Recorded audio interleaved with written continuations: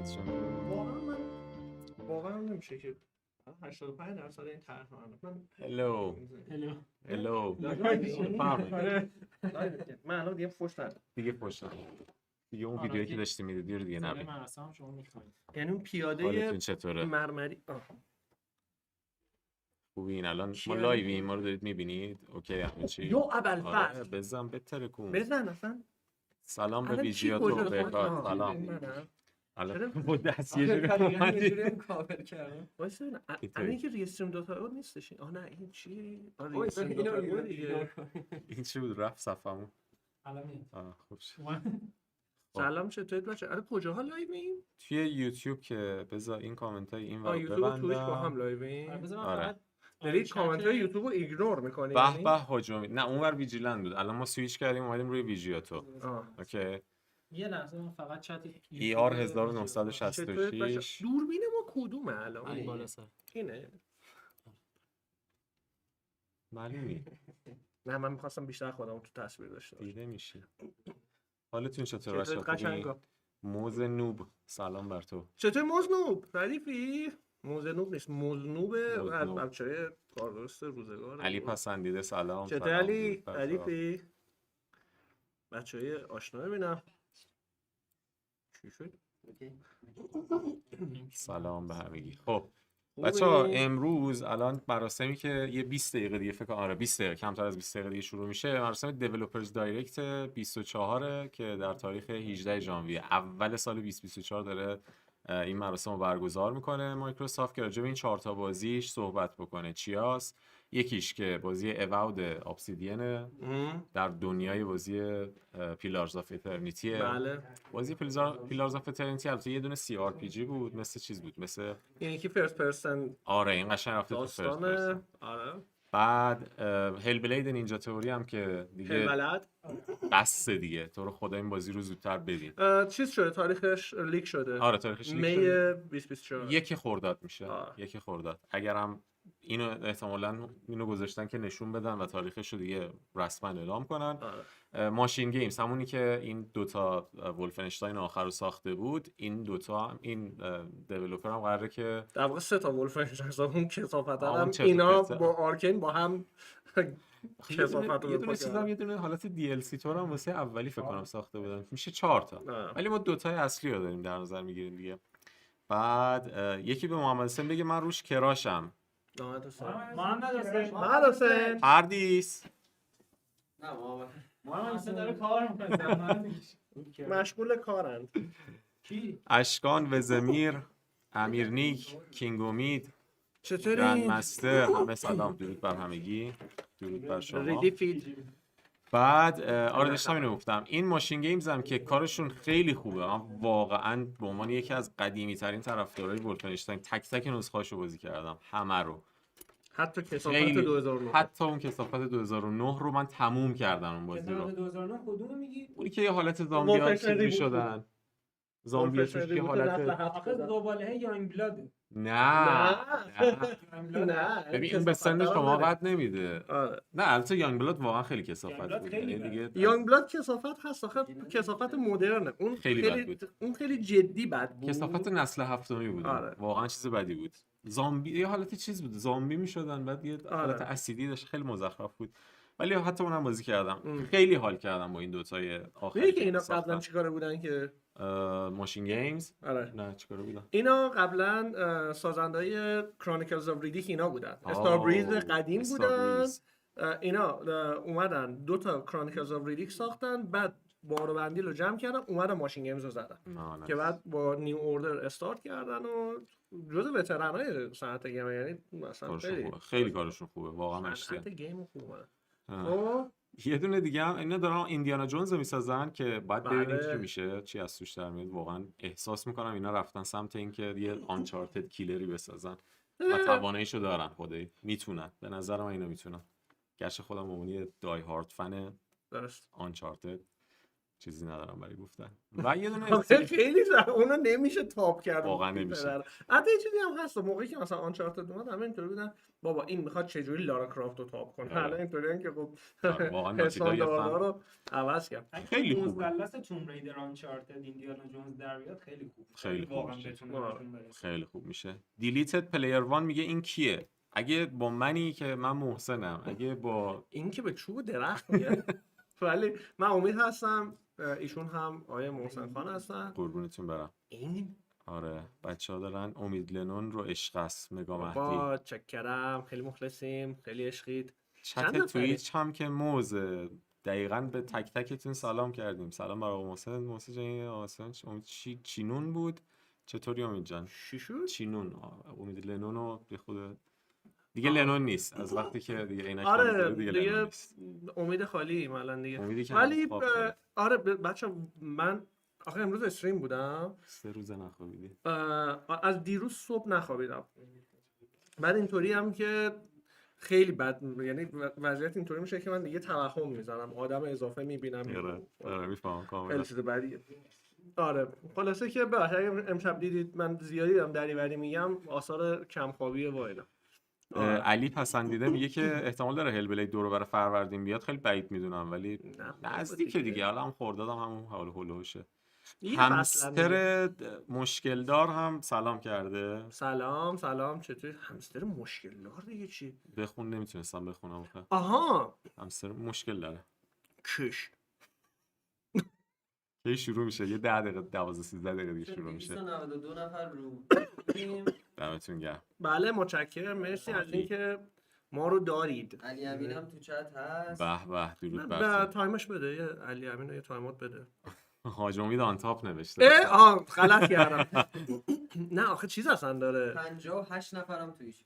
دمتون گرم. و بازی چهارمی که احتمالاً که نه 100% نمایش داره، یه بازی از اکسید گیمز که دیولپرها سازنده های سابق چیان سیویلیزیشنن. بله اونا اومدن یه دونه استودیوی دیگه زدن. حالا یه بازی چند سال پیش دادن، خیلی بازی مالی نبود. این یکی بازیشون هیستوری آنتولد که فکر می‌کنم همین تابستونی که یه دونه کنفرانس خوب داشت مایکروسافت. بله. اونجا یه تریلر از بازی نشون دادن و بازی خوبی به نظر میرسه. یه سیویلیزیشن دیگه است. یعنی سیویلیزیشن رو کی ساخته؟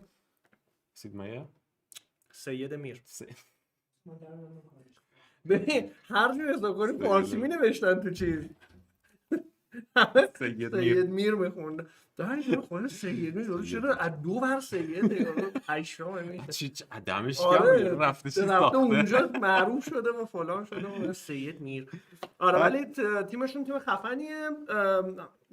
فرست پارتی ان اینا. فرست پارتی نیست. نه فکر نمی‌کنم فرست پارتی ولی مثلا قرارداد قرارداد بستن که باشون. اینا رو نمیدونم. بذار خوب شد گفت بذار سرچ هم میزنم ولی بعید میدونم. اون ستای دیگه که فرست پارتی ان. آره بذار اکسید گیمز رو یه سرچ بزنیم. اکسید گیمز ایزن امریکن فلان دستوری. مثلا تایپشون پرایوت نه مال خودشون نخریدنش. آره ولی بازیو دارن حالا نمایش میدن. در میاد و بعد یه نکته که هست اینه که همه بچه‌ها دارن اسم بازی‌های مختلفو میگن. من الانم چت یوتیوب هم نگاه میکنم، مثلا گیرز رو میگن، فورزا رو میگن. اصلا انتظار عجیب و بالایی از این مراسم نداشته باشین. نه ببین میگن یه بازی دیگری احتمال داره باشه ولی نبود هم خیلی تعجب نکنید. آره یعنی شما روی این 4 تا ببندید. به نظر مهمترین چیزی که اینا الان در نظر دارن اینه که با یه نمایش دندان ریز هل بلید رو اصلا تاریخ انتشارش بدن که خیلی بد لو رفتش تا چند روز پیش. خب دیگه حالا چه دیگه تریلر خوب بدن من راضیم واقعا. به نظرم اوکیه. خوبیش اینه که دیگه تو گیم پس و اینا دیگه کار در میاد دیگه. آره و حالا هم که روی چیز هست. یه خبری هم بدیم با توجه به اینکه مایکروسافت یه سری از بازیاشو داره منتشر میکنه برای پلی استیشن و اینا. چند وقت پیش هم خبر چیز در اومد، های فای راش در اومد که برای پلی استیشن عرضه میشه. یه دونه ساتیا نادلا دیدی مصاحبه کرده بود، گفته بود که واسه نشر واسه پابلیش و اینا خیلی میگم ما میتونیم پابلیشر خوبی برای سونی و نینتندو باشیم، یعنی بازیامونو روی کنسولای سونی و نینتندو هم بدیم. مثل اینکه فکر میکنم، یعنی من برداشتم اینه که یه جنگ درونی بینشون هست سر اینکه آیا بازیاشون رو بدن رو پلتفرم‌های دیگه و با توجه به اینکه ساتیا نادلا آدمای از این جنس آدمای نرم افزاری بودن همیشه واسهشون هم مهم نبوده پلتفرم خودشون رو داشته باشن، اینا این مدلن که آره آقا بدین بره. این کار آخه من قبلا اون دفعه گفتم مایکروسافت یه چند باری مثلا این حسنیت رو نشون داده بوده. مثلا سر اوری اومدن اینا اوری رو روی چیز دادن دیگه، روی سویچ رو هر دو تا اوریا رو روی سویچ دادن. بعد اون موقعی که چیز انحصاری بود، اسمش چیه این بازی کاپهد انحصاری بود، اومدن مثلا بازی رو چیز کردن. یعنی آروم آروم نشون میده که اینا چون حداقل آی پی یه چیزی مثل اوری دست خود مایکروسافته. اینو میدونی که حداقل بعدشون نمیاد دیگه، یعنی احتمالاً این کارا رو کردن یه هر از گاهی یه چند تا بازی دادن. ببین مثلا اینطوریه که داداش ما مثلا کارو در میاریم در این حال نه یعنی هم آره هم نه دیگه، اصلا تا یه جایی میام جلو بعد آره دندون چرا نه تا یه جایی هست ولی دیگه دندون دیگه نه با دندون دیگه خیر نه بگیم نه راحت باش. مسعودو بیاریم، مسعود میاد. من یه 10 دقیقه دیگه مراسم که شروع بشه من جامو با مسعود عوض میکنم، مسعود و امید بشینم با هم مراسمو میبینن و بعدش حالا در حین مراسم منم هستم و میرم. من گفتم یه خود بیام ببینمتون و اینا. امید جون یکی بزن پشت شونه محسن، تو نمیدونی چرا ولی اون خودش میدونه. من خودم نمیدونم داستان چیه. چی گفته؟ نه ربطی نمیدونم. باشه ان شاءالله که هرچی میگیش هم بوده. خیره. دیگه بجز خبر هالو نایت خبر دیگه ای اهمیت نداره. آره تیم برای بچه‌های هالو نایت پس آقا اینا رو اذیت نکنید. نه منتظر نباشید، منتظر هالو نایت فعلا نباشید. خودمونم منتظر نیستیم. بذارید بازی هر موقع آماده باشه. اصلا کلا این انتظار بیش از اندازه که واسه یه بازی داری بعد میری دیولپرش رو هی میگه آ بده زودتر بازی ولش کن، بذار سر آرامش خودش بازی رو بسازه. ولی بدبختم که دو نفر آدم آره دارن کارشون هم میکنی ولشون کنن دیگه. یکیشون هم که بچه دار شده. آره اون یه بچه به بغل داره کدام میزنه واسه تو. ول کن بذار بازی رو واقعا خیلی کمال آرامش بازی رو بسازن با کیفیت عالی عرضه کنن لذتش رو ببریم. امکان داره ماینکرافت امشب منتشر میشه زایه امکان داره ماینکرافت 2 معرفی شه. سوال دیگه به هر حال دیگه نه ببین آخه ماینکرافت اینا رسما چیزش کردن، یعنی به عنوان این سرویس دارن بهش نگاه میکنن و همونو دارن هی اکسپند دارن میکنن. آها میگه تو گپس هم گفتی از دست زده شدن بدت میاد.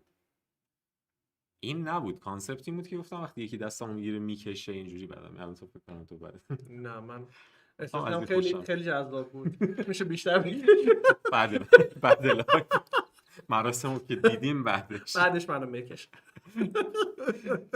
آره نه داستانش این بود خلاصه. بعد الدن رینگ 2 بعد دوستان شادو آف ارتری هنوز نیومده. الدن رینگ 2 چی میگه؟ بذارید اون بیاد. هاف لایف 3 اصلا. آره همه اینا میاد. یکی از دلایلی که واقعا چت توییچ رو با آرامش بیشتر دادن میخونه اینه که اینجوری ترول توش نیست. نه با اینجا هم بچه‌ها تو توییچ بخوان براه میکنن. یه دکمه است میزنن کار در میاد. آرش نوشته اونجا منتظر بودم با گلخان برین مراسم و گلخان هم به زودی. آره با گلخان چیلی پرایمش رو میگیریم ولی منتظر باشید کار در میاد. ولی فعلا که اصلاحی میکنم من یه مقداری شاید ادبیاتم درست نباشه ولی منظورم میکنم. آره ولی آی جی 3 رو جدی خیلی وقت میخوان بدن. بابا دنبال آی جی نباشید. این آی جی همون زمانی که بودم بازی جالبی نبود. من نمیدونم چرا آی جی جزو بازی بودش که خیلی ایرانیه، خیلی تو ایران طرف داده.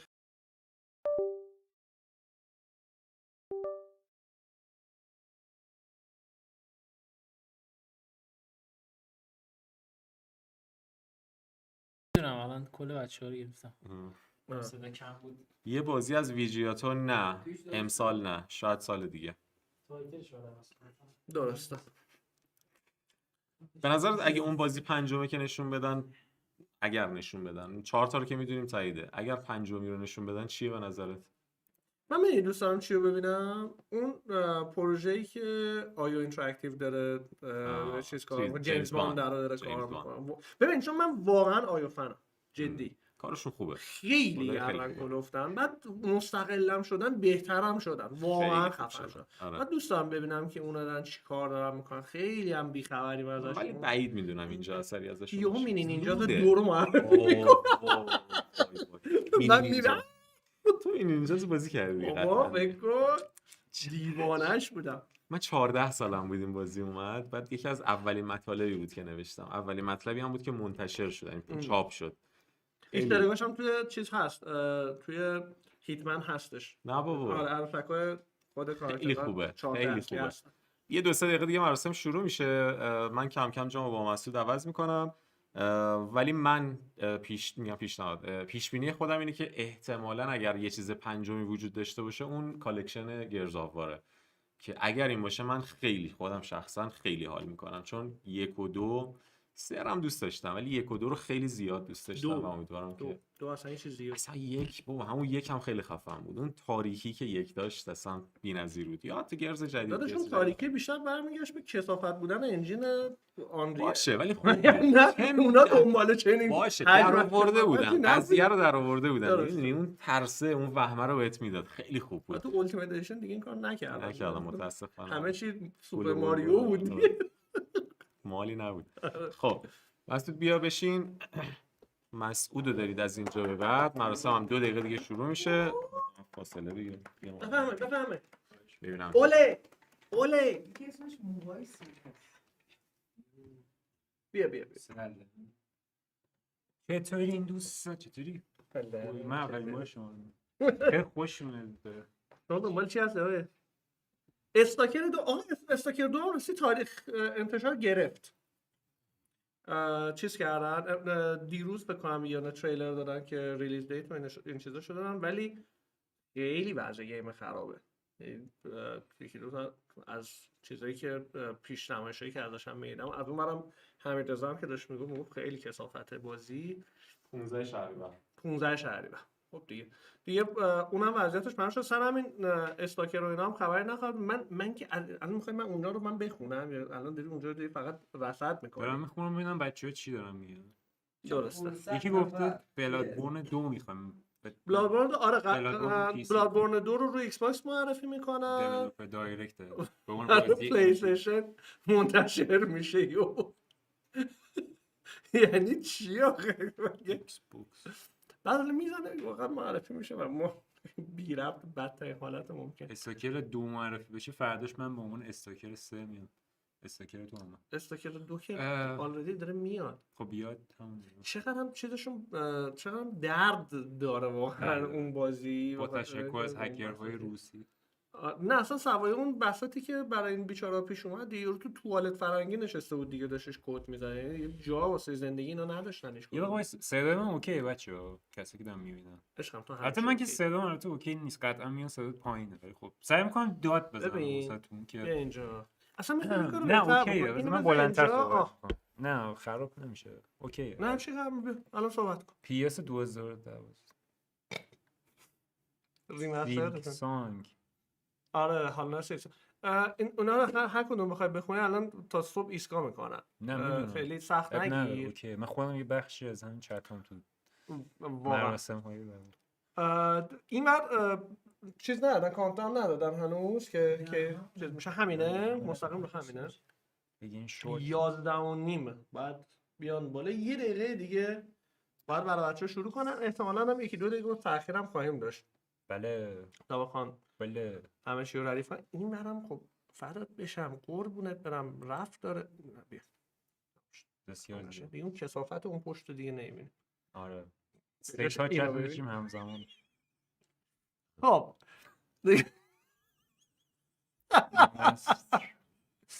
خب دیگه چی؟ دیگه لایو شدن. هورا 53 ثانیه دیگه مونده تا اینکه ایونت رو رسما داشته باشیم. ببینیم با چه چیزی میرن جلو. ما اینجا خودمون بدون صدا باید ببریم جلو. نه دیگه شما رو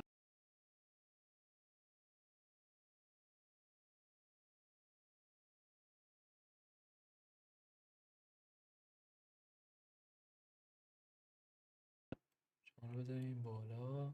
چه منم کوچولوه دیگه مانیتورمون کوچولوه. خب فقط صدا مراسم آقا یکی گفته کالاف میاد تو گیم پس کالاف کنم این مراسمه گفته بودن که خبری از اکتیویژن بلیزارد توش نیست بازیاش بعید میدونم الان 9 8 7 صدا رو بزنیم 6 آره، 5 آره، توش نیست. 4 یه نفر میزنه فقط نه دیگه اونم هست آه. چی فکر کردی واقعا بریم شروع شد یا اول فاز شروع تو در میگه آقا.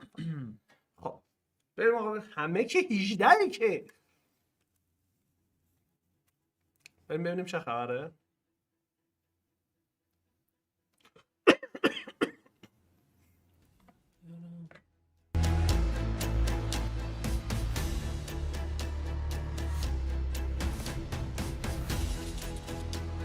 چهار تا استودیو طبق اون چیزی که کامبشون بود از اون چهار تا استودیویی که خواهیم داشت 4 تا بازی مختلف.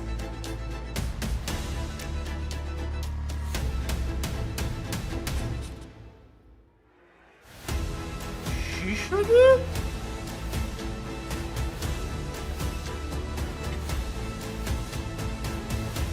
حالا نه همش تو ظاهر ها مثلا من تو اصل قضیه اینا با شلاق دارن میزن اینا بعد وقتا کرانچ یکی از شلاق‌ها هم نشونه بله کات آوردم واسه کاد عزیز رو داریم که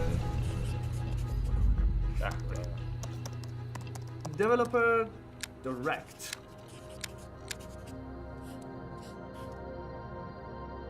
ماشین گیمز هم که با ایندیانا جونزشون میان وسط. خب اول ابسیدین و اوود رو خواهیم داشت. گرش راست بودشی نه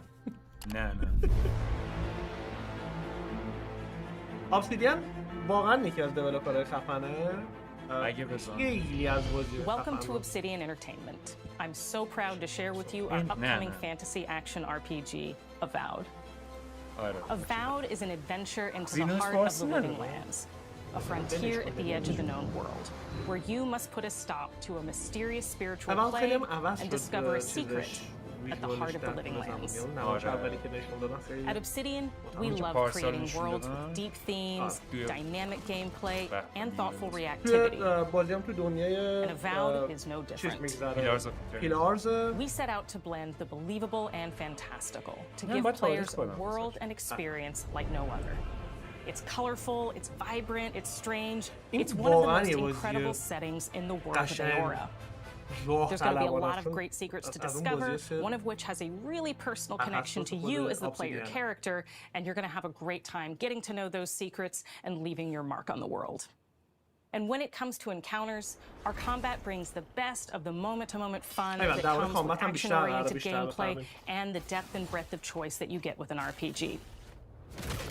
Here to talk more about Avowed's combat is Gabriel Paramo, gameplay director. Here at Obsidian, our team's overarching goal is to empower you with choice. So we developed a flexible combat system that allows you to quickly swap from spellcasting and sharpshooting to melee combat. We want to give you the freedom to mix and match your loadout to fit the way you want to play from moment to moment, uninterrupted.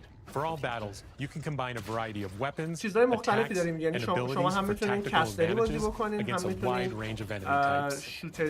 It's not just hacking and slashing. You're making real-time decisions about when to use your abilities, powerful melee attacks, blocks, parries, and special attacks. If you choose to approach combat with a one-handed wand, it feels quick and snappy when dealing damage to enemies at mid-range. Using the Tanglefoot ability, you can stop enemies in their tracks, giving you the opportunity to focus on weaker or tougher combatants in an intentional and controlled manner. It's important to pay attention to the types of enemies you're dealing with. Some units are extremely defensive, some are brutally difficult, and others you must make sure you prioritize, or their healing capabilities will put you in a tough spot. To help with the different encounters you will face, we provide customizable loadouts that can be quickly switched during combat. That means you can play however you want. Equip a sword and shield and charge in the battle. Dual-wield pistols and control the encounter mid-range. Or even dual-wield wands to feel like a gunslinging mage. You could use your enchanted wand to freeze enemies, and then use your offhand weapon's power attack to shatter them. We've worked hard to keep you constantly engaged as battles unfold. by creating a balance between pressure and manageability during combat. چیزشون کاری که کردم ازم کار بزرگی کرد، یعنی خیلی بازی امبیشسه، خیلی بزرگ، چیز خیلی مقیاس خیلی بزرگی رو فکر کردم برای اینکه بازی در بیاد. آخه تا قبل از اینکه مثلا ببین مثلا دیگه چیزام بود، پنتیمنت هم ساختم ولی خب پنتیمنت هم ساخته کوچیکشون بود. چیزام ولی حتی ساخته عملاً از وقتی بودن. که ایکس باکس خریدشونی اولین بازی گراوندد هم ساختن. گراوندد هم ساختن. خیلی استودیو فعالیه. این صدا رو خیلی کم کردیم. Manu, Kiri, Naoki, and me. Training under Captain Ruiki. Trying to keep Thirdborn safe. In other words, you're a gang of vigilantes. Not that I'm one to judge. Here. این اون فرمت بتستایی خودشو داره ها. مدل زاویه دوربینه و Making the right choice isn't always what it seems. We embrace moral nuance and gray areas, trusting players to make tough decisions in complicated situations. My squad and I rested in the cave by the water last night. درباره مورالیتی انتخابای شما داره در واقع صحبت میشه که تاثیر انتخابتون مثلا چجوری میتونه باشه تو جاهای خیلی خطرناکتر و جاهای خیلی خاص‌تر تاثیر انتخابش شاید بیشتر خودش نشون بده. But I have to know if anyone else made it out. Of course he did. Sergeant Asui never has a thought he won't say out loud. So what did he tell you? That Captain Ruiki was sick? That I was paranoid? That I was a dumb baby? I heard it all often and loudly. Wait, if you found Sergeant Asui, why is he not here with you? What happened? At the end of the quest, you have a choice. When you confront اینجاست که Private در Naoki, واقع if you اون believe چیز the رو story he's told you, به you شما can hand over the اجازه انتخاب badges داده and میشه. let him go back home. You're right. Real battle isn't something you can prepare for, is it? همینا آوتکام یک کوست و احتمالاً آره و احتمالاً در آینده رفتار حتی ام پی سی ها رو با شما احتمالاً تغییر باید بده. But if you confront him, if you believe that he fled the site of the battle as an act of cowardice, then he might challenge you to a fight to reclaim his honor. Either way, when you return to town, you'll see the consequences of your actions and the choices you made مدل during this حرکت رو اینا quest. قبلا توی اوتر ورلد زده بودن که مثلا توی یه کوستی رو میزنیم و آوتکامش رو توی دنیات میبینی. and the team have worked to create a unique, colorful and dynamic visual استارفیلد و style. انتخاب جاسوس به چالش. We knew that we wanted a vowed setting to feel rich, weird, and wonderful. We found inspiration in a wide swath of real-world cultures, helping us create a unique RPG experience. انوایرمنت بازی چقدر خوشگله و چقدر متنوع در آوردن. Urban spaces with sickly ones. We can better deliver complex emotional experiences for our players. The Living Lands is a continent of untamed valleys with widely varied biomes. این که میگم شاید یه مقداری عجیب به نظر برسه ولی انگار یه سیاه تیوزی داری میبینی که تریپل ای شده و همه چیزش چند لول اومده بالاتر، آرت استایلش بالاتر، چون معادل بعضی از این قیافه های یعنی لندا رو بعضیاشو توی چیزم دیدی ولی خیلی خوشگل تر شده. ولی خود پیلارز آف ایترنیتی یه بازی دیگه که مثلا توی این مدت ساخته بودن خیلی اون حس مثلا تریپل ای بودن از این نظر نمی‌بودن فنی و فلان ولی الان اون حس رو کاملا میده بازی. We hope you've enjoyed this look at Avowed. We're thrilled to share more about the game in the coming months, and we can't wait for you to explore the lands when Avowed launches this fall. برای پاییز امسال بازی منتشر. پس مایکروسافت امسال دستش پره. باید باشه دیگه. واقعا باید باشه. ببین دو تا بازی آلردی میدونیم که امسال عملاً دارن میدن.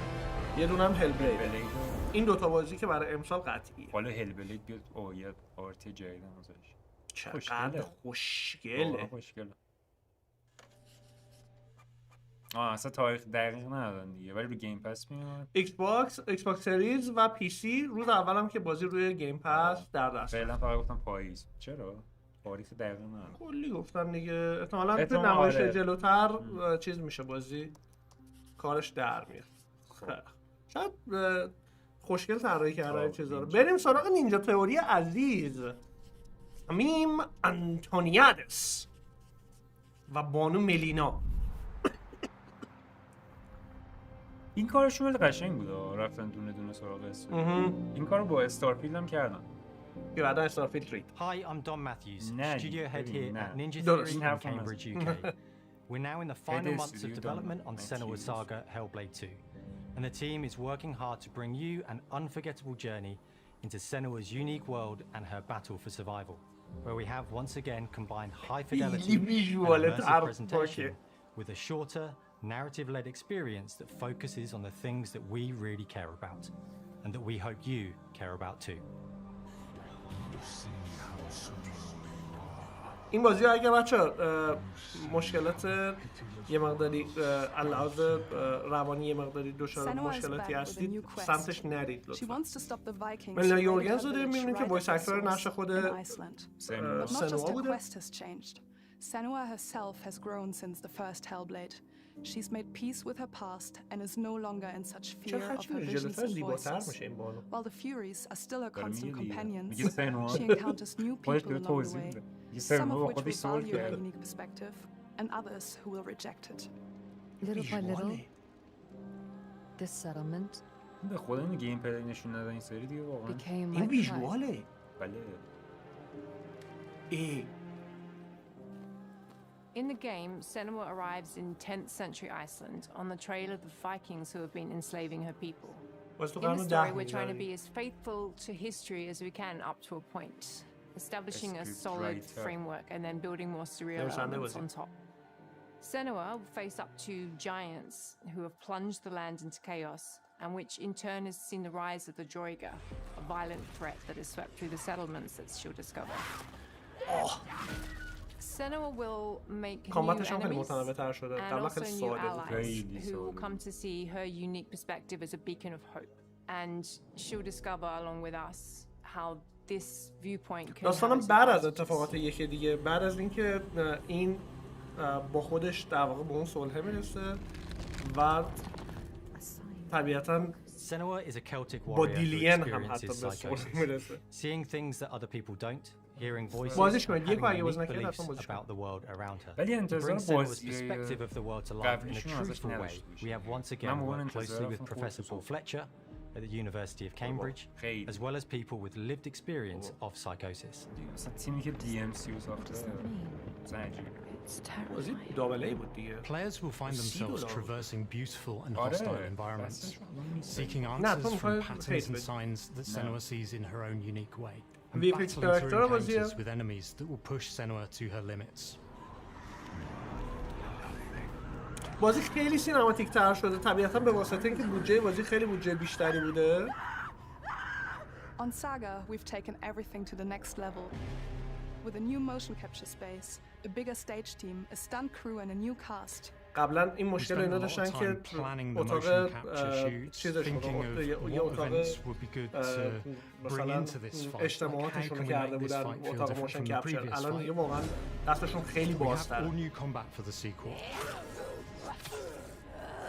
One of our key goals was the ability to actually tell a story throughout it. It does feel very different from the first game, but it's very brutal and you're very Senua isn't a superhero. She's fighting for survival, and we want the player to feel her struggle in every step of her journey. دنبال این بودن که نه تنها سنوا بلکه پلیر هم این احساس رو بکنه که اون هم داره احساس بقا داره میکنه. better than anyone, better than I do. Her instincts are amazing and she really doesn't need much help from me. On stage, our main focus is storytelling. So I get to watch the actors and see all the beautiful expressions on their faces. And then I have to wait a little while, and then I get to see that all again in-game, in costume, on location, everything. It's a great experience. اصلا خود تیم هیجان داره است نسبت به محصولی یا ابد چه خبر اینجا چی دارم میبینم اینا دیگه واقعیه اینا دیگه واقعیه یه سال اینا رفته بودن تو جزیره داشتن فقط عکس میگرفتن یادت دیگه دیولپرز کجا انگلیسی هم یاره انگلیسی بودن Senua experiences reality differently به آهنگساز بازی این در واقع دیوید گارسیا دیاز. این آهنگساز چیزا هم این بوده ها، کسلوینیا هم این بوده. Which provides a good representation of this type of auditory hallucinations. As we focus in immersion, binaural audio is perfect for this because through headphones you surround yourself in a three-dimensional space. In the first game, we only applied to the voices that Senua listens in her head.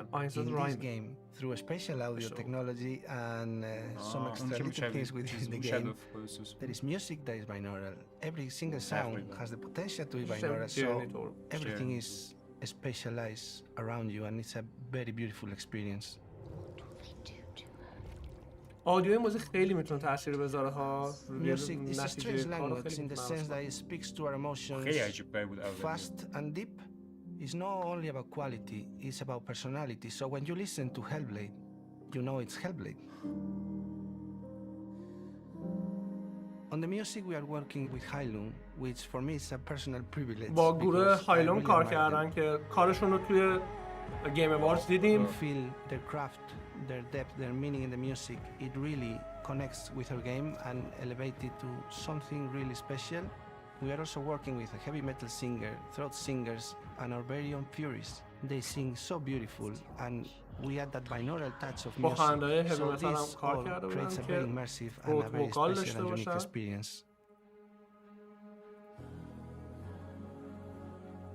Our mission here at Ninja Theory is to craft life-changing art with game-changing tech, and that's our aim in Senua's Saga Hellblade 2, is to not only see where Senua goes next, to deliver something really meaningful for our players. My hope is that they will really connect to Senua as a character, and even if they can't really relate to what she's going through, maybe they know someone that relates to that character and they can then understand that person. Well, I don't want to sound cheesy, but in a way I'm Senua, right? She exists and doesn't. It exists through all of our work, through every ninja. So we all are Senua, and we are creating this character that grows and grows and grows and grows and keep growing and keep changing. So that makes it real. I'm so proud of the love, care and passion our team here at Ninja Theory are putting into Senua's Saga Hellblade 2. Our hope is to not only create a game that is great to play, but to craft an experience that leaves you thinking and feeling.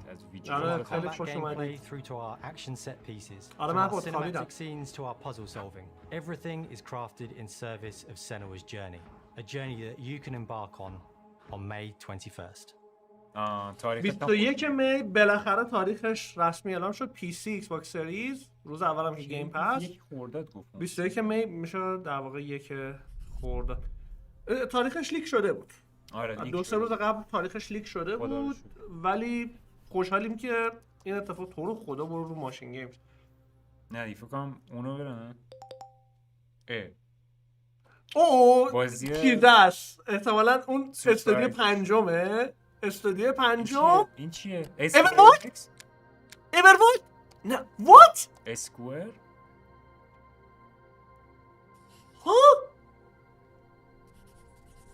این چیه؟ اسکوئر داره بازی انحصاری داره براشون میسازه. وایسا خب بچه رفتیم ژاپن. من یه لحظه بگم ایوروایلد و این چیزه. Greetings Xbox players. My name is Masaru Oyamada. Producer for the Mana series. Square Enix. مال چیز فرانچایز مانا. Planet of Xbox ユーザーの皆さんにいち早くお伝えできる機会をいただけて大変光栄です。Secret of Mana و فولان و اینا.約17年ぶりとなる聖剣伝説シリーズの完全新作。聖剣伝説シリーズは1991年にファイナルファンタジー外伝として誕生して以降、マナと聖剣をめぐって愛をテーマに個性豊かなキャラクターたち。Trials of Mana این خیلی فرانچایز خیلی خفنیه. 武器の特性を生かして戦うアクション RPG としてこれまでに17作発売され長らく愛されてきました。میدونستیم چه این بازی وجود داره. معرفی شده بود در واقع مانای جدید. これまで培われてきた聖剣伝説としての世界をしっかり感じられるものを目指して鋭意制作中です。フィールドでは自然や精霊とのつながりを感じられる色彩豊かな聖剣伝説の世界を体験してもらえると思います。که عمرن به این بریا دیگه シリーズおなじみのモンスターたちも本作に登場しています What the hell is this ببین خوشگله ببین جیم که برای من عجیبی که تا حالا نشینه بودم آره مانا خیلی 今回これらのおなじみのモンスターたちを作り出した聖剣伝説の生みの親である石井浩一さんとともに聖剣伝説ビジョンズ・オブ・マナの内容を紹介していきたいと思います Hello, I am Koichi Ishii from Grabs. I am so happy to introduce the newest game in the Mana series to Xbox players. 初期の頃からシリーズ作品に登場しているモンスターたちは私が考案したものですが、中には小学生の頃すでにイメージができていたものもあります。今作では初めはجذاب مانا جدیدترین چیزشونه جدیدترین نسخه‌ای که در واقع دارن روش دارن کار میکنن بخوایم شبیه چیه؟ آخه واقعا شبیه خیلی چیزا هست در این شبیه خیلی چیزا نیست یعنی المنت های پوکیمون تور داره ولی در این حال یه هویت مستقل داره آره اول من مثلا 自分の頭の中ではモンスターたちは一体的に生き生きと動いてこれまで自分が携わった作品ではそれらをどうやって نمیدونم چیزو بازی کردی نینوکونی رو بازی کردی تو خیلی بازی خفنی مثلا اونم یه همچین چیزی داره مثلا تو با این جنس مانستر رو مبارزه میکنی ولی خب این مبارزات ریل تایمر مثلا مبارزات چیز نداری ترم بیستی طور دیگه نیست バトル中はモンスターたちの表情にも注目してくださいこれまで聖剣伝説シリーズには空を旅する海を渡る手助けをしてくれる頼もしい仲間たちがいましたが今作には広大なフィールド探検に欠かせない新たな仲間が登場します陸上を猛スピードで駆け回ってくれるピックルも石井さんが新たに考案してくださっています新たな仲間を考えるにあたっては今作のマスコットキャラクターになるくらい可愛い動物にしたいという漠然とした思いがありましたその上でヨークシャテリアの毛並み見た目はアルマジルによく似た仙山港や古代エジプト神のアヌビスの子供といった具体的なイメージが浮かんできてそれぞれの特徴を取り入れながらラフデザインを書き起こしましたデザイナーにもアイデアを出してもらいながら足の長さや丸まった時のイメージなどゲームの中での見え方も考えながら調整を重ねていきピックルは誕生しました。ببینید چیه باحالیه اصلا کلا حالا این نسخه رو خیلی بیشتر واقعا رندومه خیلی چیزا تو باید بری واقعا باید بری پیدا بکنی اصلا هیچ چیزی تو مپ بهت گفته نمیشه خودت میگردی اساس اون سرچ های خودت پیدا بکنی چیزای بامزه BGM でもしっかり聖剣伝説シリーズらしさを感じてもらえると思います過去シリーズの楽曲を手掛けたクリエイターたちが全100曲という100تا آهنگ برای ویژنز آف مانا در نظر گرفتن. آره گفت با اینکه جدیدم کار کردی.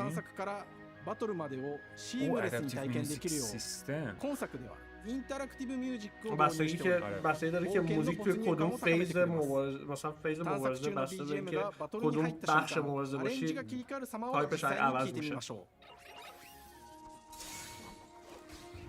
این کارو چند سالیه که دارن میکنن ادپتیو میوزیک رو چند سالی هستش بچه ایندیانا جونز امشب معرفی میشه تایید شده بود الان توی آره ماشین گیمز هنوز مونده アクション部分が強化されています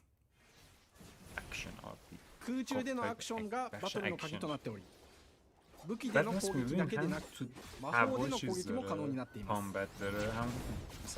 そして本作ならではの特徴として聖剣伝説シリーズでは同じの精霊たちがいますが نسبت به چیزی که قبلا بوده این بازی که آره این باز バトルを手助けしてくれるようになります精霊によっては様々な特性の違いがありますのでその効果とともに聖剣伝説の世界らしい不思議な力یه چیزی که بخوام بگم یه مقداری بخوایم بهش بگیم یه جوری نزدیکش باشه دراگون کوسته オリジナルモンスターや دراگون کوست 11 مثلا ね、聖剣伝説ビジョンズ・オブ・マナは聖剣伝説らしさを感じてもらえる作品になるよう小山田君を中心にチームのみんなが頑張って作ってくれていますのでぜひ発売日を楽しみに待っていてください امیدوارم که بتونم یه تاریخ انتشار بدم. بازی اول برای اولین باره که اولین باره که برای ایکس باکس داره ریلیز هم واقعا حال دادن که آوردن کنفرانس ایکس باکس. حرکت در حد چیز بود دیگه، فاینال فانتزی 13 بود دیگه. اینم تابستون میاد، تابستون 2020. هنوز تاریخ دقیق نداره ولی برای فصل تابستون میتونی منتظرش باشی. برای پی سی و ایکس باکس و روی گیم پس هم نیست. $60 میپردازید. خب حالا ویژنز هم که دیدیم الان یا اوکساید الان میبینیم. اوکساید گیمز. ببین یه دونه دیگه هم زیر اضافه میکنه. باید بیارن. جا داره. جا داره یکی دیگه هم نمیدن چیز میشه. نه Hello and welcome to Oxide Games. We founded the studio in 2013 with our decades of personal experience building some of the most beloved strategy games of all time, like Civilization 5. اینا اصلا جز کریئتورای سیویلیزیشن و اینا جز قدیمیای ژانر استراتژی. Ara is an homage to historical gamers, strategy gamers, 4X gamers. It features all the depth and gameplay fans of this genre love, where you'll explore the world, expand your nation, govern your people, and engage with your rivals on the international stage. But it isn't just more of the same. With Ara, we want to challenge some of the preconceived notions about the genre, push it forward in a modern, empowering, and truly compelling and approachable way. For example, we have over 100 instruments on display in the office, which are all things that we purchased in order to add to the soundtrack and expand the game and make it really good.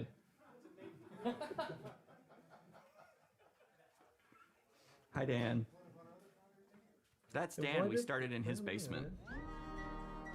It's been an amazing process to see from concept to completion.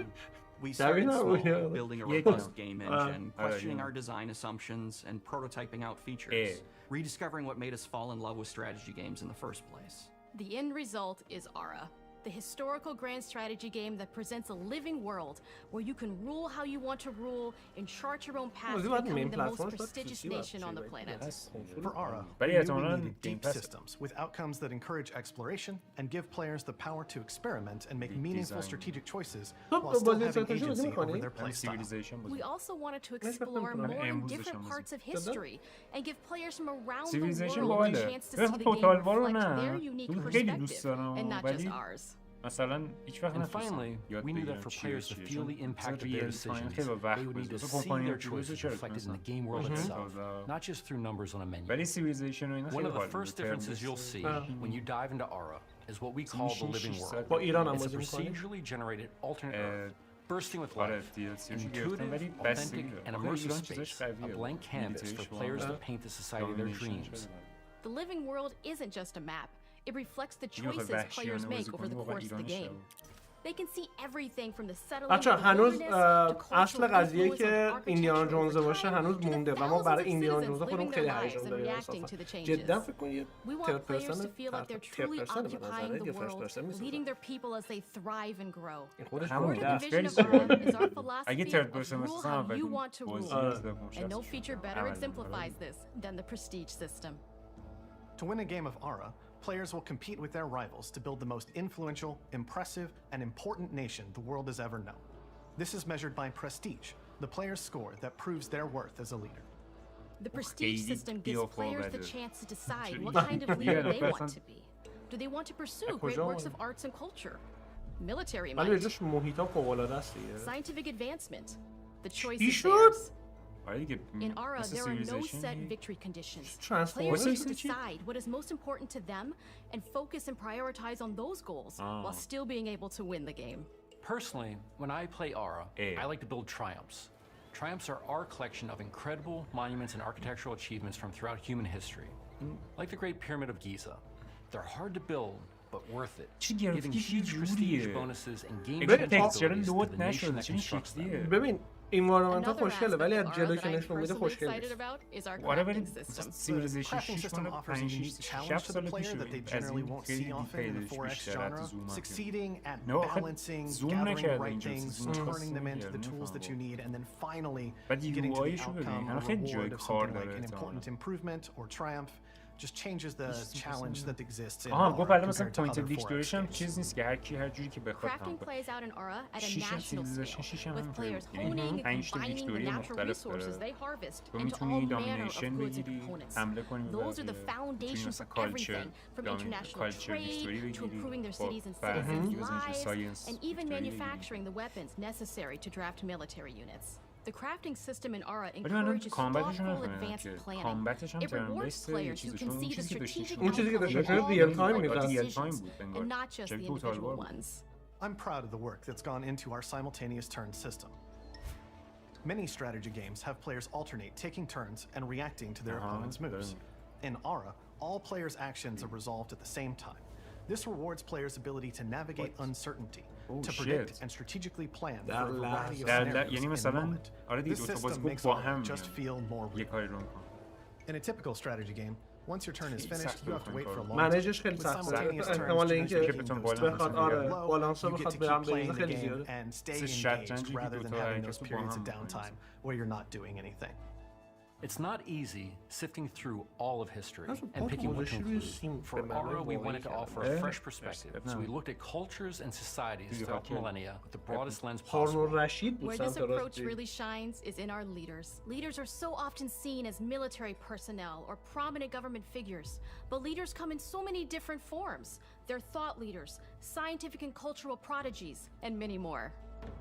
Each leader in Aura has a number of special abilities determined by their personality traits, as well as a powerful and unique leader trait informed by their contributions to world history. سیو انقدر دیتیل چیز داره مدیریتی داره یا اینا چیز کردن اونو داره چون سیو بازی نمیکنم سیو هر بگید یا من الان منتظر اونو رونمایی کنم For us at Oxide, player feedback is the only way to really understand what you're making. It gives us that priceless perspective from the people we're making Aura for. Building the game alongside real players has given us that critical player feedback. In the end, we believe this makes for a deeper connection between the players and the game. One of my favorite examples is when we first introduced the concept of dangerous wildlife to the game. It turns out یه اصلا چیزم دارن طبیعت وحش هم دارن که این خودش برای پلیرها و سیستم مدیریتیشون میتونه خطرآفرین باشه. Someone get these feline demons away from civilization چیز داره بربر I'm happy to report based on more recent feedback that I think we ended up in a good place with the overall threat level of mountain lions to a player's citizenry. It's been years of hard work to bring you a strategy experience like no other. And we're so excited that we can finally برای یه تیمی که قبلا جز یک پروداکشن خیلی بزرگتر بوده اومدن جدا درن حالا یه محصولی مستقل از اون چیزی که سالها تولید کرده بودن درن میسازن بعضا خیلی حرکت قابل احترامی خیلی کار بزرگی دارن انجام میدن. دارم حرف میزنم انقدر نگه چرا حرف نمیزنم برو خدا دست سر من. خیلی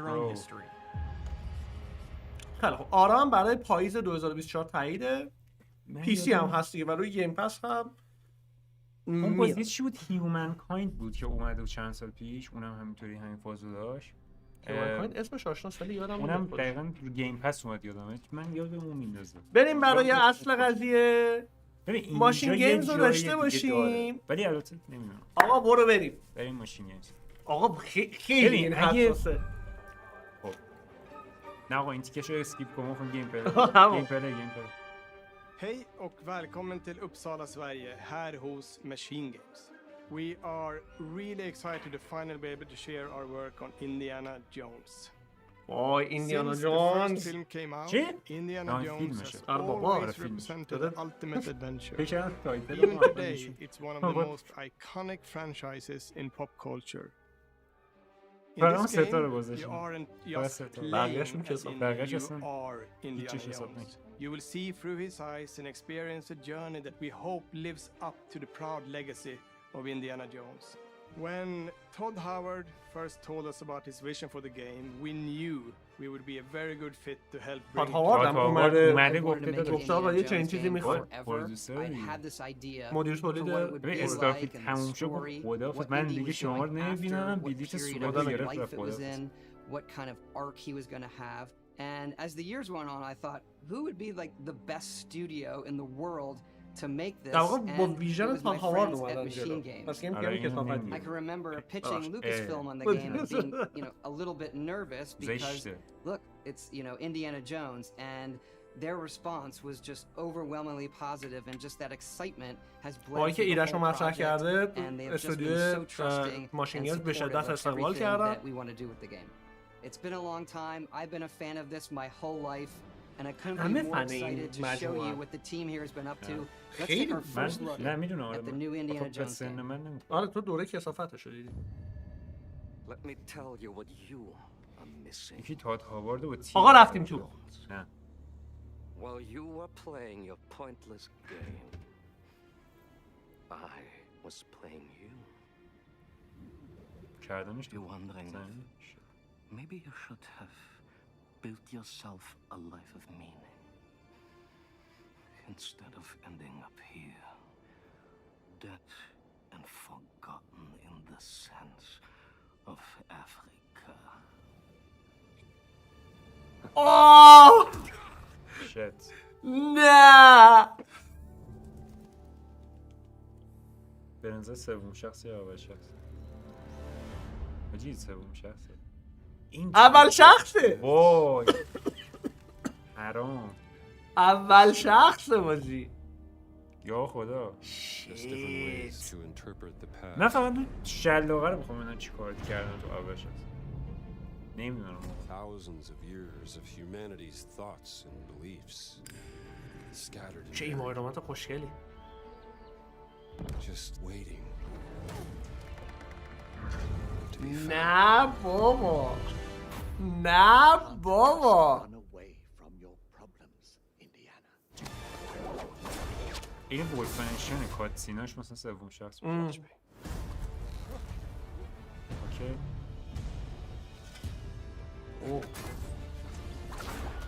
نه بابا. Throughout history,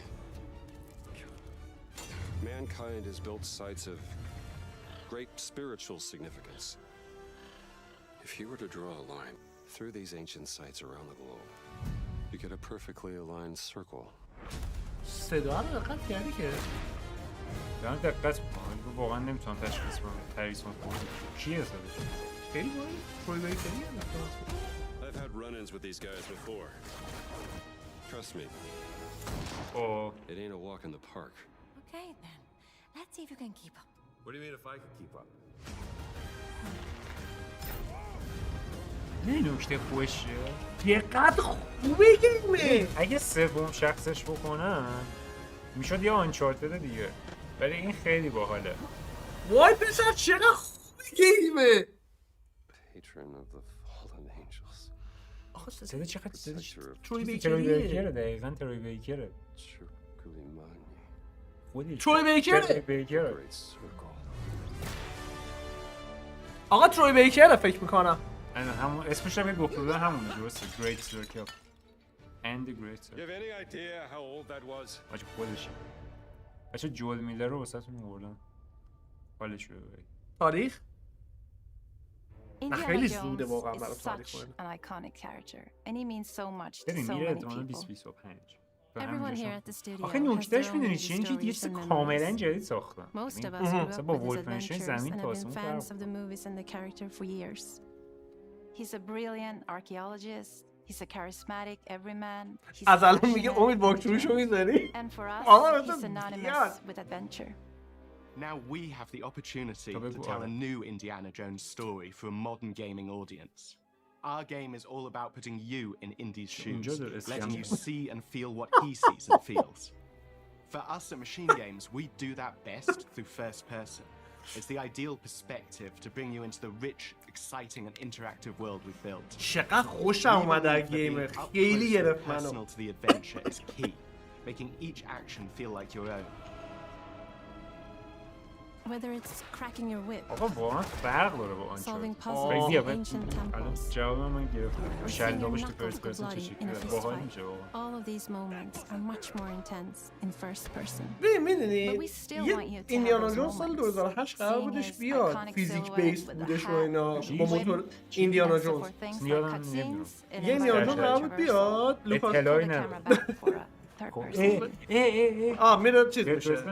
Indiana Jones and the Great Circle is set between Raiders of the Lost Ark بین and رایدرز Last Crusade. رایدرز آف لاست آرک When our game begins, Indiana is working at Marshall College. He wakes up in the middle of the night to the sounds of a break-in and rushes to confront the thief in the college museum. موقعی که اونو نشون دادن که با موتور یوفوریا و فلان و اینا فیزیک بیس بود و اینا، بعد اصلا بیخبر بود، بعدم کنسل شد و اینا، همیشه منتظر بودن چنین چیزی ببینیم، یه بازی خوب ایندیانا جونزی ببینیم. دمشون گرم. بده اون He starts pulling at the strings of a mystery, and it all unravels until he has no choice but to see it through to the end, whatever the end may be.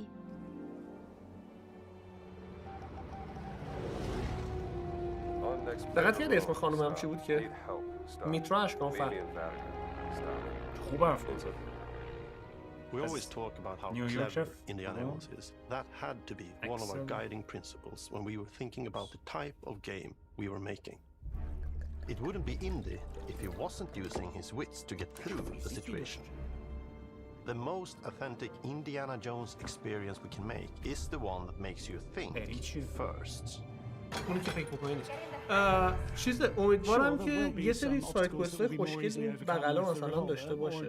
یعنی کاملا هم چی داشته باشه؟ سایت کوست‌هایی که آره اگه مثلا خیلی زیاد و We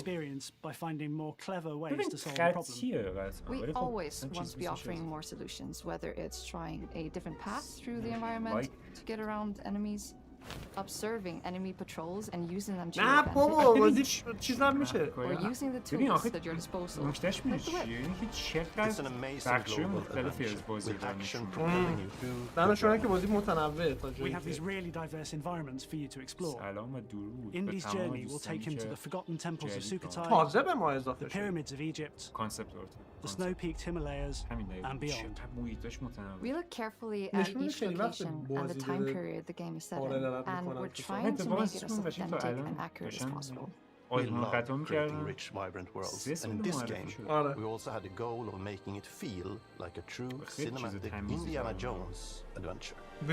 One of the biggest ways to do that is with the music. این موزیکش این دفعه the original composer for the indie films. موزیک ایندیانا جونز مال چیزه؟ جان ویلیامزه؟ A composer who's been able to capture Williams' essence with his score for the Great Circle. اسنسش.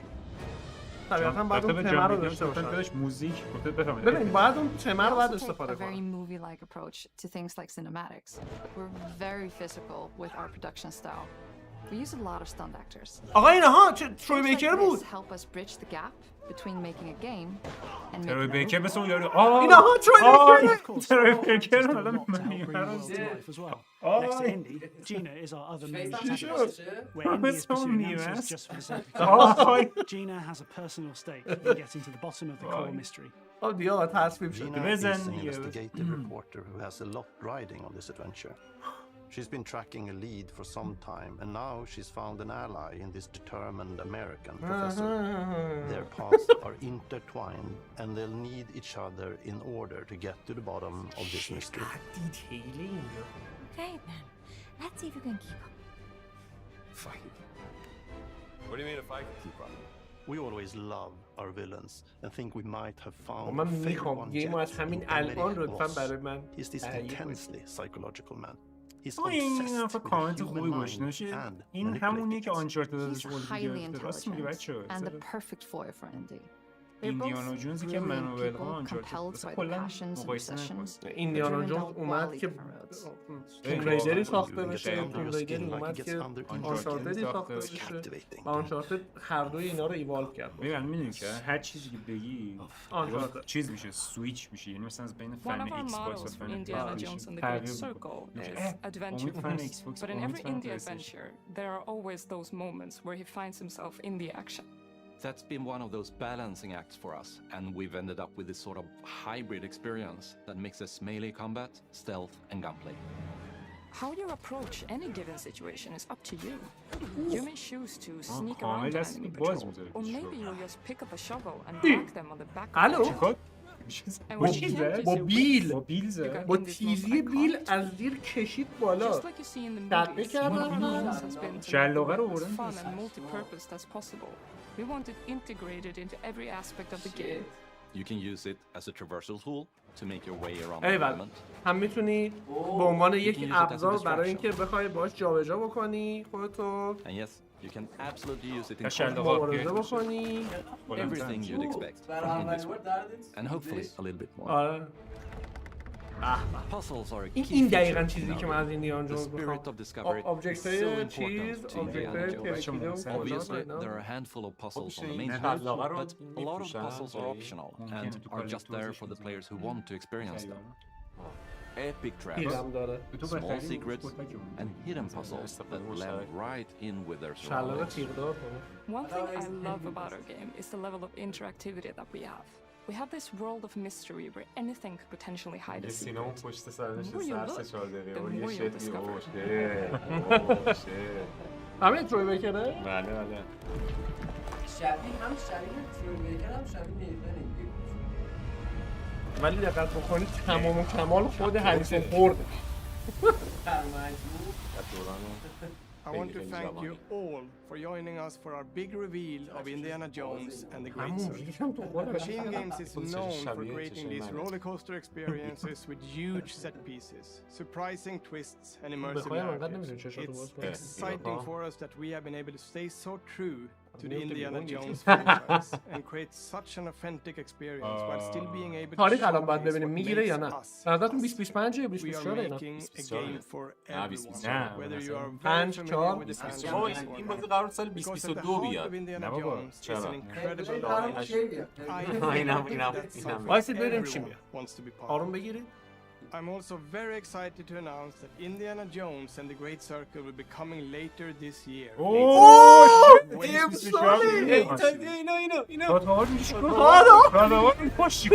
اومدی داره چیزی یه دونه این تروفی تو رو برداشت.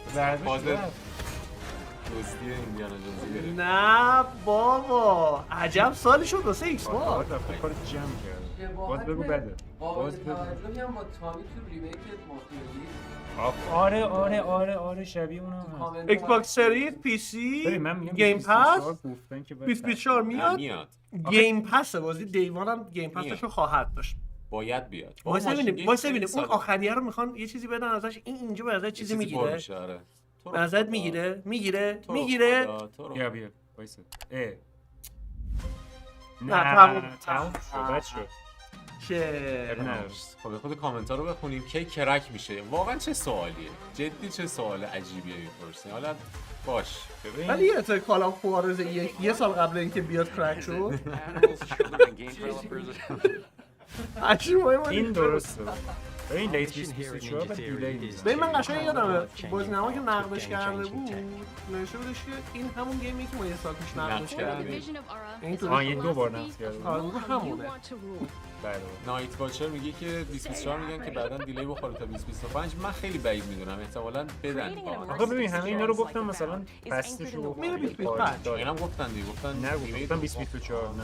فقط گفتم 2024. متیزون صفحه نوشته دوستان دونیت هم باگ خورده فکر نمیدونم الان دونیت باز نداره. الان نگاه می‌کنیم. الان بعد این مراسم قراره که چیز رو نشون بدن. یه نمایش ریزی از اسکایریم که نه الدر اسکرولز و الدر اسکرولز آنلاین رو چیز خواهیم داشت. هرچی جدید دوباره چیز نمایش همینجورکی خواهد بود دیگه. چقدر اواده خوشگله. راست خیلی خوبه، خیلی اواد باحاله. شلاقه رد سنی بازی میبره بالا. 738 نفر رو یوتیوب. بابا دمتون گرم. 100 نفر توییچ. نزدیک 900 نفر فکر کنم بودیم دیگه. 800 900 نفر بودیم. دمتون گرم. خیلی خفنید. اکسپنشن گرزاوار چی شد؟ اکسپنشنی قرار نبود باشه. اکسپنشن مگه تا حالا داشته که حالا بخواد قرار بود جدید پک باشه، پکی باشه از بازی قدیمی. اکسپنشن که بازی آخرشون 4 سال ازش فکر کنم گذشته. والله چرا بازی نمیسازن اینا؟ بعد میرن به این و اون کمک میکنن. آره من نمیفهم شدن این سانتا مونیکا. بذار من حمایت‌ها رو بخونم. آره متیز سلام با آقا میدو مسعود گل. آره دونیتاتون بود منتها چون توی مراسم بودیم داشتیم مراسم رو میدیدیم دیگه دونیتا رو نخوندیم، داشتیم کامنت ها رو میدیدیم. الان هم یه 9 دقیقه دیگه میره توی مراسم الدر اسکرولز آنلاین و مثل اینکه یه نمایش خیلی ریزی هم از دیابلو قرار باشه که حالا ما دیگه تا پیش از شروع اون دیگه میبندیم. آره. امیر فریبوی امید از بازی جدید کن لوین چه خبر؟ جوداس رو میگم. جوداس خبری فعلا نیستش. همون اندازه که شما میدونید ما هم اندازه میدونیم. فعلا خبری نیست. محمد هم یه 5 تومن دونیت کرده که لازمت داشته. نه اینو قبلا خوندیم این برای لایو قبلیه. الان فول کمتون کردم فعلا. اوکی. متشکرم. خیلی عالی. به نظر چطور بود؟ من مراسمو دوست داشتم. ببین هم به نظرم ویژنز آف مانا خیلی خوب بود، یعنی عالی دمونستریت کردن. خیلی گیم خوشگل و گوگلی و مهربون و قشنگیه. من خیلی خوشم اومد ازش. خیلی خوشگل بود. واقعا خیلی میگم نزدیکترین تجربه است به مثلا یه چیزی مثل دراگون کوست و فلان و اینا. من مثلا فاز دراگون کوست ازش خیلی میگیرم و یه اپسیلونکی هم مثلا اون بغل مقاله از پوکیمون و اینا. هل بلید اصلا اصلا هر نمایش بهتر از قبل، یعنی بدون ایرادتر میشه. من سری اس دارم و نمیدونم این کنسول قراره اینو چجوری اجرا کنه. یه چیز جالب بهت بگم، من سریز ایکس دارم، سریز ایکس هم دارم میفروشم که سری اس بخری؟ نه که پی سی های اند بگیرم. این بازی رو باید به پی سی های اند بازی که زار بزنم اون زیر. آره بعد نمایش چیزو در واقع نمایش ایوالد فوق العاده زیبا بود. اگرچه هنوز اون سیستم مکالمات کلنگ بتستایی توش هست دیگه، مدلشونه دیگه. آره ولی ببین دقیقاً چیزیه که تخصص قشنگ خود ابسیدیانه. آره. خیلی خوشم اومد ازش از این جهت. حتی همون سیستم کلنگ بتستایی هم که میگی از خود بتستا بهتر انجامش میده. آره بابا اینو تو اوتر وردز نشون دادن دیگه، واقعا بهتر نشون شد.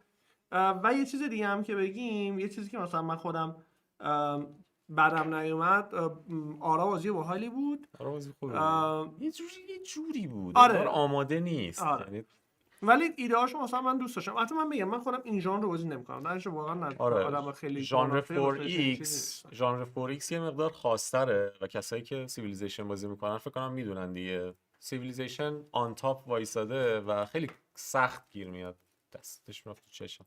خیلی سخت گیر میاد که چیز باشه یه گیمی بخواد بیاد بزنه رو دستش. ولی از اونجایی که اینا دیولپرای خود سیویلیزیشن بودن قبلا، گرچه حالا سید باشون نیست تو این یکی پروژه. آره مشتبه رو بجاش دد جوک ولی خنده دیدم این ساید جوکت. و نمایش ایندیانا جونز خیلی خوب. من فکر کنم تیرد پرسن باشه ولی چقدر خوشحالم فرست پرسنه. خیلی خوبه. تخصص ماشین گیم فرست پرسن دیگه. آقا یه چیزی راجع به چت یوتیوب بگم، خیلی باحال نیست اسپم کردن یه سری چیزا و موضوعاتی که می‌نویسید و اینا. بعد همین باعث میشه که آدم یه مقدار مثلا به چت چی زیادن دیگه، حالا مهم نیست. خیلی بچه‌ها اون پشت داشتن در لحظه علاقه هم می‌کردن، اونایی که خیلی اسپم می‌کردن. همین باعث میشه آدم بیشتر دلش بخواد چت توییچ رو بخونه، چت یوتیوب رو فراموش بکنه. یه خورده روی این قضیه اگه خودتون هم رعایت بکنید بهتر میشه. بچهای توییچ هم که واقعا دمشون گرم، واقعا لذت میبره آدم از این همه قشنگی. پرفکت دارک چی شد؟ پرفکت دارک حالا خودشون هنوز ببین واقعا اون تیم قشنگ تیکه تیکه داره میشه.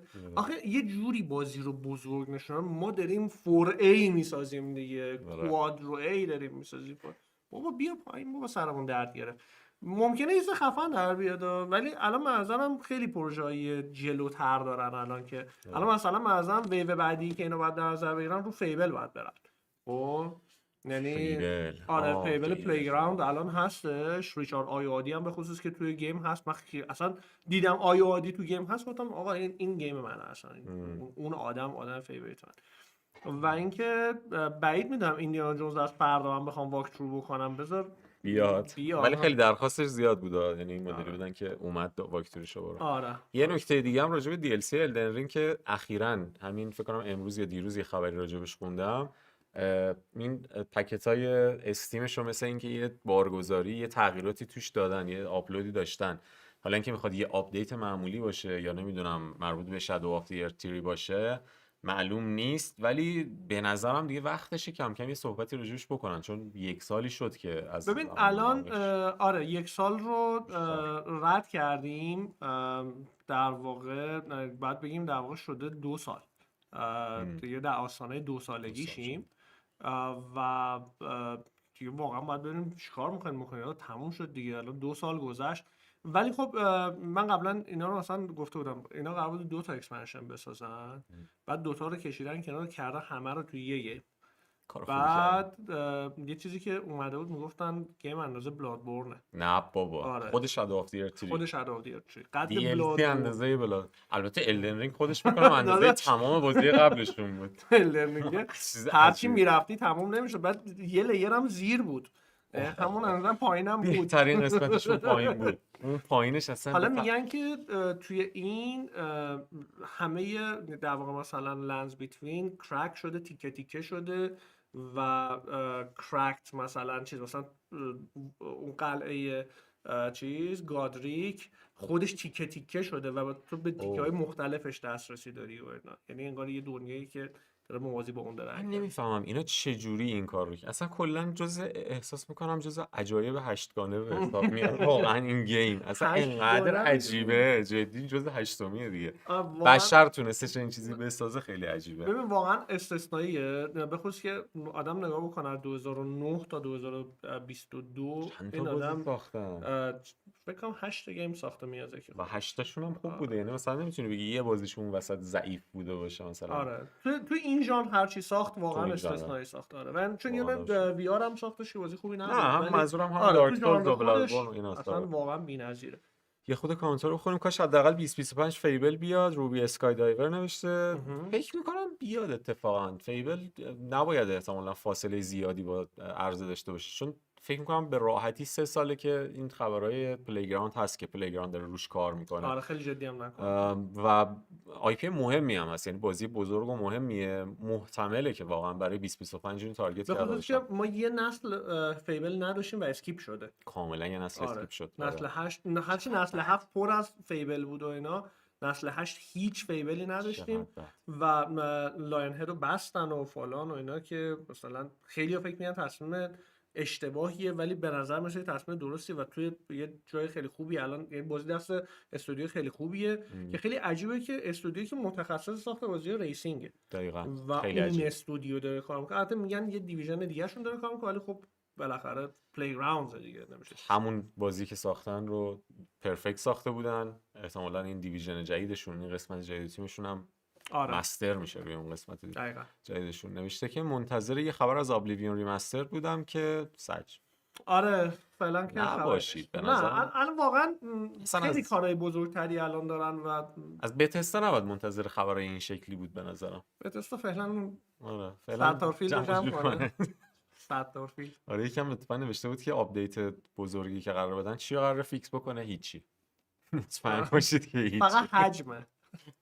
یه حجم میدن که توش هیچی. یونا 1388 نوشته فقط منم تو سکیرو حوصله‌ام سر میره. برخوردت چیه؟ میگم که یه مقداری گل و بوته و اینا هم اضافه کنن که سر نه پیچیده بود. آقا من 3 تا کاراکتر رو با باکتری امید رفتم. الدن رو مثل اینکه دونیت شده بودیم، مثل اینکه ندادم، من پیر شدم. دونیتا رو این کاش بیای بازش کنی. دونیتا رو بتونیم بخونیم کجاست. من نمیدونم چرا دونیت شدیم. نمیدونم. متین تعبدی اگر اشتباه نگم. متین مرسی از دونیتت، مرسی. دمت گرم. نوشته هاف لایف 3 چی شده آقا امید لنون؟ جواب بده سری جواب بده. هاف لایف 3 دیگه شده جوک. دیدی چیزو؟ یه عکس معروف داره چیز گیب نیول، یه کلا سرشه روش نشه پارسی فار، بعد نوشتن پارسیفال یک اپرای 3 پرده‌ای از فلان، بعد نوشته چون 3 پس هفلایف 3 تعیین شد. کانفرم. 10 سال این قضیه شوخی داره میشه. اصلا من خودش هم دیگه با عدد چیز شوخی میکنه دیگه. آره 3 انگار بلد نیستن. امیروخان نوشته این دوست ویژیاتایمون خیلی خیلی خیلی شبیه معلم زبان ما، هر بار میبینمش یادمون میافتم. منو داری میگی یا امیدو؟ نه امیرو منو میشناسه قطعا تو رو. بس منو داری میگی. قربونت برم. امیدوارم شبیه یه نفر دیگه هم هست نمیشه. خیلی شبیه آدمای زیادی هستن. شبیه که نمیشه گفته بیشتر. بله. اول اسمش اونم محسنه. آره. روبی اسکای دیور نوشته چقدر استارفیلد میتونست بهتر بشه. چقدر میتونست بهتر بشه واقعا.